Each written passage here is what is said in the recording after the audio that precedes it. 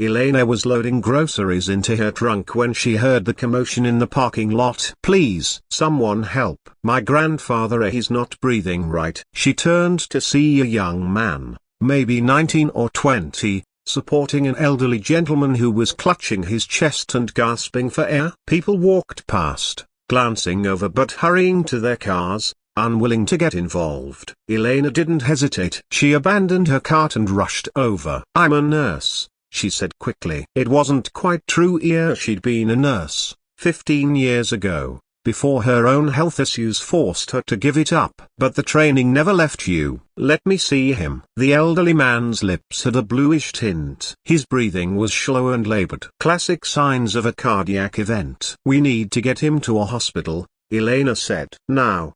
Did you call 911? "Yes, but they said it could be 20 minutes, so there's a major accident on the highway." "I don't think he has 20 minutes. The young man's voice cracked with panic. "I don't have a car. I took an Uber here to visit him." "Please, can you help us?" Elena looked at her 15-year-old sedan with its dented bumper and check engine light that had been on for 3 months. Looked at this frightened young man and his grandfather struggling to breathe. She made a decision. "Help me get him in my car," she said. "Street Mary's hospital is 10 minutes away. I'll drive." They got the old man. His name was Henry. She leaned into her back seat. The grandson, whose name was Marcus, held him steady while Elena drove faster than she'd driven in years, her hands tight on the wheel.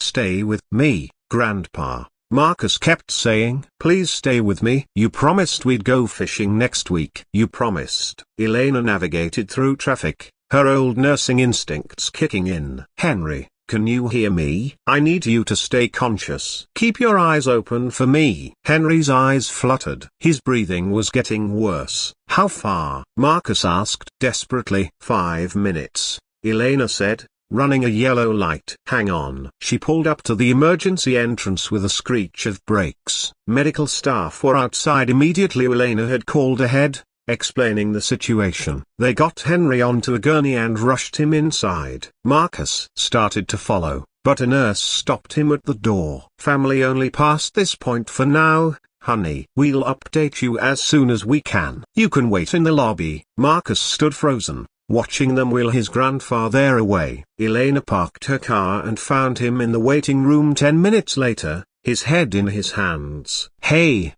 she said softly, sitting beside him. "The staff here is excellent. He's in good hands." "I should have noticed sooner," Marcus said, his voice breaking. "We were just shopping for dinner ingredients." He said he felt a little tired. "But I just thought he was getting old. I didn't realize." "You got him help," Elena said firmly. "That's what matters. You didn't ignore it. You acted quickly." They sat in silence for a moment. "I'm Marcus Holloway," he said finally, extending a shaking hand. "I didn't even thank you." "You probably saved my grandfather's life." "Elena Martinez," she replied, taking his hand. "And I'm just glad I was there." Can I at least pay you for gas?" "For your time?" "Absolutely not," Elena said. "You don't pay people for doing the right thing." Marcus looked at her with grateful, haunted eyes. "Will you stay?"